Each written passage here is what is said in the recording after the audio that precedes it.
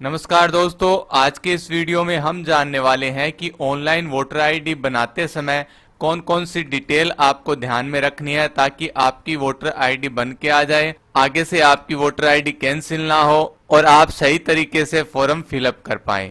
कई बार क्या होता है कि ऑनलाइन फॉर्म भरते समय एक छोटी सी मिस्टेक की वजह से आपका फॉर्म कैंसिल हो जाता है। इस वजह से आपकी वोटर आईडी नहीं बन पाती है या फिर किसी कारण से उसमें डिटेल गलत हो जाती है और आपकी वोटर आईडी गलत बन के आ जाती है। सबसे पहले आपको ध्यान में रखना है कि अगर आप नई वोटर आईडी अप्लाई कर रहे हैं तो उसमें मोबाइल नंबर भी आपको नए देने हैं। पहले से अगर कोई वोटर आईडी आपने ऑनलाइन बनाई है उसमें जो मोबाइल नंबर आपने दिए हैं तो दूसरी वोटर आईडी अगर आप बना रहे हैं उसमें वही मोबाइल नंबर आपको नहीं डालने हैं। नए मोबाइल नंबर के द्वारा ही आपको वोटर आईडी का फॉर्म अप्लाई करना है। दूसरी डिटेल आपको ये ध्यान में रखनी है, या तो आप ओरिजिनल डॉक्यूमेंट स्कैन करके अपलोड करें। अगर आपके पास ओरिजिनल डॉक्यूमेंट नहीं है तो फोटोकॉपी है तो फोटोकॉपी क्लियर होनी चाहिए। उन फोटोकॉपी को सेल्फ अटेस्टेड करके फॉर्म भरते समय उन डॉक्यूमेंट को अपलोड करना है। डॉक्यूमेंट की साइज 2 MB है तो आप डॉक्यूमेंट को 300 KB में स्कैन करके अपलोड कर सकते हैं। अगली डिटेल में आपको ध्यान में रखना है, जब आप एड्रेस की डिटेल फिलअप करते हैं इंग्लिश में आपको फॉर्म फिलअप करना होता है और हिंदी में नाम ऑटोमेटिक आते हैं। इंग्लिश में फॉर्म फिलअप करते समय अगर कोई हिंदी में नाम गलत आ रहा है तो उस हिंदी वाले शब्द को आपको सिलेक्ट करना है। जैसे ही आप सिलेक्ट करेंगे तो उससे रिलेटेड जितने भी नाम है उनकी लिस्ट आपको मिल जाएगी।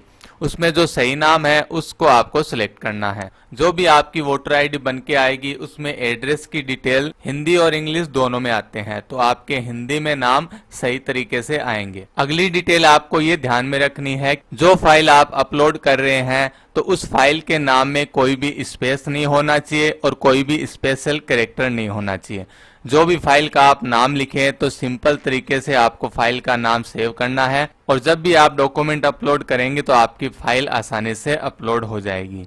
जैसे मान लीजिए आप फोटो अपलोड कर रहे हैं तो फाइल का नाम आप रख दीजिए फोटो, या फिर शॉर्ट में आप PB लिख सकते हैं। फोटो अपलोड अगर आप कर रहे हैं तो आपको ध्यान में रखना है कि आपकी जो फोटो है वो पासपोर्ट साइज की और क्लियर फोटो होनी चाहिए। पीछे बैकग्राउंड में कोई डिजाइन नहीं होनी चाहिए और आंखों के ऊपर कोई डिजाइनिंग चश्मा नहीं पहना हुआ हो। तो एक सिंपल फोटो आपको स्कैन करके अपलोड करनी होती है। अगली डिटेल में आपको ये ध्यान में रखना है कि अगर आप एड्रेस प्रूफ में या फिर डेट ऑफ बर्थ के प्रूफ में आधार कार्ड को अपलोड करते हैं तो आधार कार्ड में पूरी डेट ऑफ बर्थ होनी चाहिए।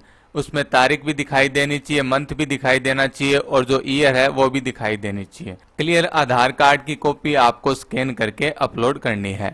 यह कुछ डिटेल है जो वोटर आईडी बनाते समय आपको ध्यान में रखनी है ताकि सही तरीके से आपकी वोटर आईडी बन के आ जाए।